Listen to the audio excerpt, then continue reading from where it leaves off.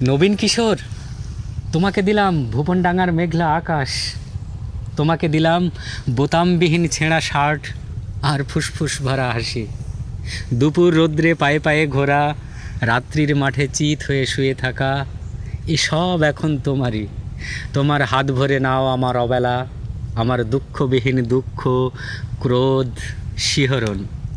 নবীন কিশোর, তোমাকে দিলাম আমার যা কিছু ছিল আভরণ।